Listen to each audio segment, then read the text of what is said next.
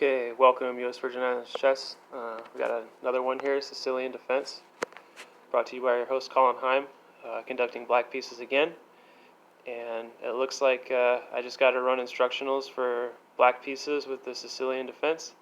I don't really know what this is leading up to, guys and girls, but as you've seen on the playlist, your host has had the vast majority of games on this playlist played with the black pieces. White is the server. Now that I'm almost over 1,000 here, ELO, FIDE Rapid. Why have I not been given the black pieces? So you have to learn how to play with both black and white pieces, and the server should know that. Again, I'll stop venting, guys, and get right to the game. But this game here, in particular, is a real testament to the Sicilian Defense. I've been wanting to come up with solutions with black to counter, and this one happens to be the Shveshnikov with e5. Really works well here if you just play the right moves with black, and if white succeeds tempos and gives black any chances here, it's a secure win for black virtually every time. Let's look into it now, ladies and gentlemen. Let's go forward. So e4 as per usual, Bobby Fischer's best by test. Sicilian Defense, the dubious c5, knight f3, knight c6, old Sicilian. We have the majority of videos in this playlist showing this, and I have shown on numerous occasions now how to dismantle it. Let's find out how to dismantle it when white plays the best moves and still doesn't have a chance against what I've had to come up with, guys. So here we go. D2, D4 now, as per usual. We've all seen this before. C captures D, knight captures. This has been played millions of times in the database. And now E5. So going for the anti-Borgov and the Shveshnikov, hinting at a Shveshnikov defense. So now white plays knight to B5. Do we see what square that white is going for, guys, after we give a couple seconds? It's the D6 square, right? The D6 square is now weakened. And white is ready to execute a check on D6 now, checking the black king.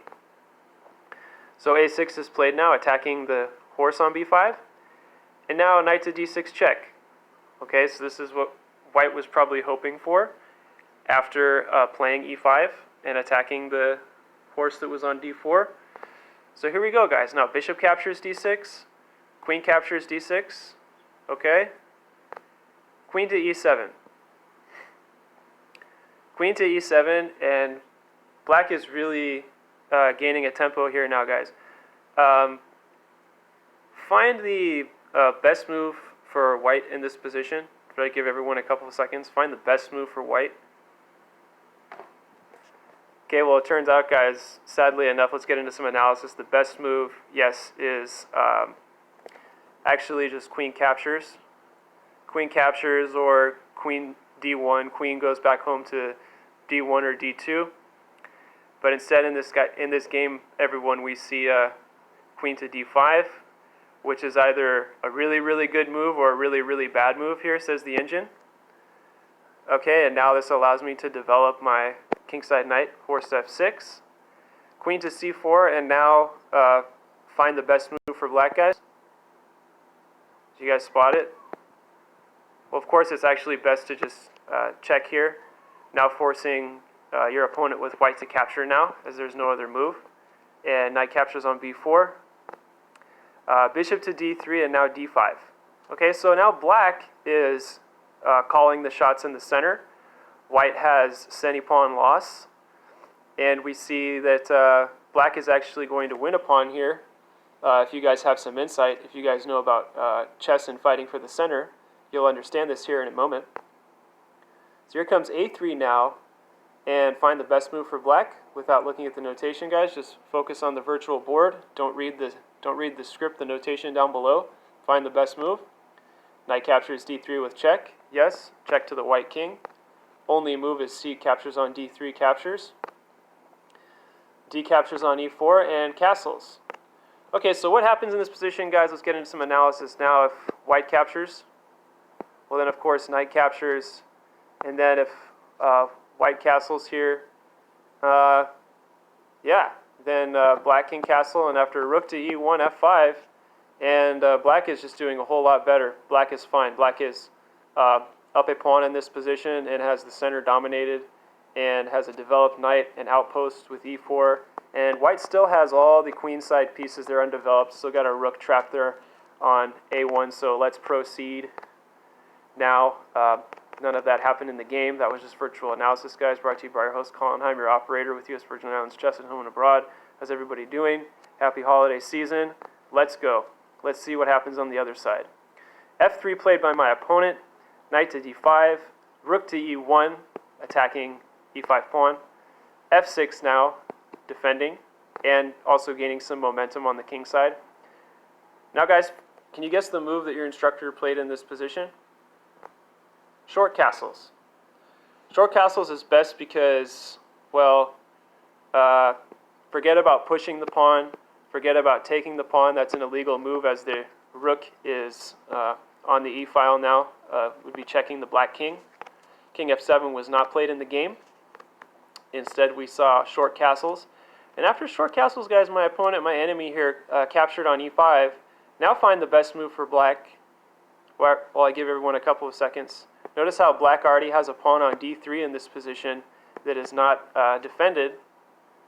But we're getting to that. Rook to e8 now, just sliding over and now attacking the pawn on e5. e6 now played by my opponent, and this you guys should have in the back of your mind. Rook captures, and yes, not allowing my opponent to play any other move. There's no other good moves here for white here, as the rooks are not connected yet on the first rank, and that leaves white basically no choice but to just capture. And it was in this position, guys, that my opponent here from the United States of America, Mr. Mullen, he mentioned in the message box, you can actually communicate during the game, during the matches that you play online. He says to myself, I know you're using engine.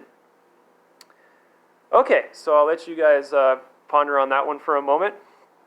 And now, as we see here in the notation, rook captures e6, and bishop captures, and black is winning. Black is winning this game. At any moment now, the d6 pawn can be defended. Let's see how my opponent continued. Knight to d2 is a good move in this position. Rook swings over to d8 now, and hope of defending the d6 pawn twice. g2, g3 played by my opponent. Bishop f5 now giving more coverage to that precious d3 passed pawn. King to e2, and now my opponent virtually conceding pretty much in all ways in this position. Now I can put the rook on e8, and that's what I did in this position. So rook goes back to e8, and knight to f3. Knight to f3 is an okay move, but guys, find the best move for black without looking at the scripted notation. Find the best move for black in this position after I give everyone a couple of seconds. Find the best move. Just use your eyes. Yeah, this is undoubtedly the best square. So king e2 check, king runs away to g1 is correct. King runs away to g1 is best. Actually, yeah, g1 or f1 was actually best. f1 was best and g1 was questionable, so okay. Maybe we could get into some analysis someday and find out maybe why king f1 was best. Anyways, guys, now going for this mating net, trying to calculate a smothered mate here with bishop h3, good move. Bishop d2 now finally opening the back rank, or the first rank for the rook to slide over and get into the game. However, it's too late. Two pieces are being attacked here at the same time, and it was in this position that my opponent resigned. Yes, guys.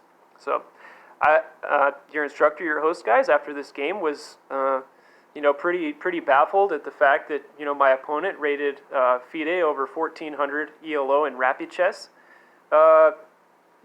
Accused your instructor of using an engine, and I told my wife, and she said, "Yeah, just tell him that you are the engine." And I laughed hilariously. That was a really good joke. Anyways, guys, let's continue here and go into some virtual analysis and find out what are some of, not the only, but what are the best continuations here for white in this position? What are some of the best continuations here? Well, I guess, yeah, is there any continuation? What should white play here? Perhaps you're just always losing a piece. As the king, of course, cannot capture on f2, the bishop can't move.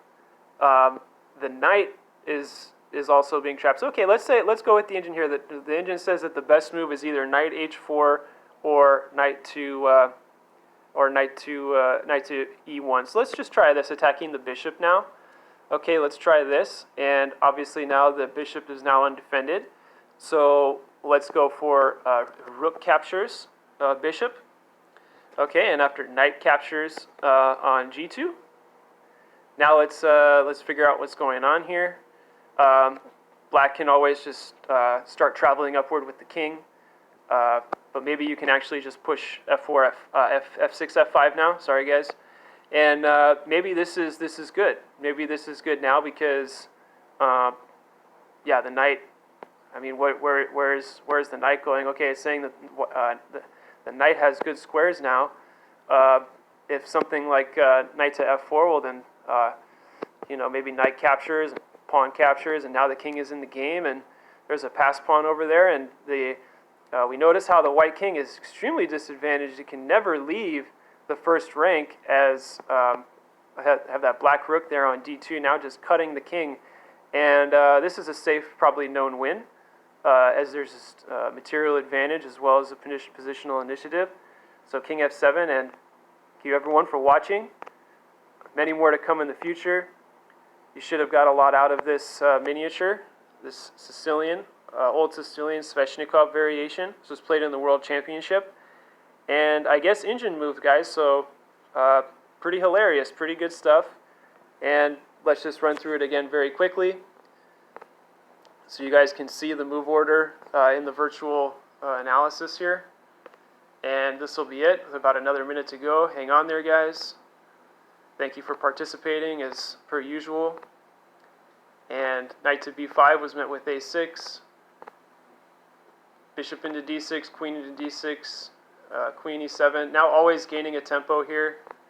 And forcing a recapture on b4 and developing the light squared bishop. And I think black is pretty comfortable here. According to my opponent, all engine moves. So, haha, guys, it's a good laugh. Okay. Thanks, guys. Much more to come on the other side. It's your host, Colin Heim, signing off now. And see everyone on the other side. And happy holiday season. Bye-bye for now.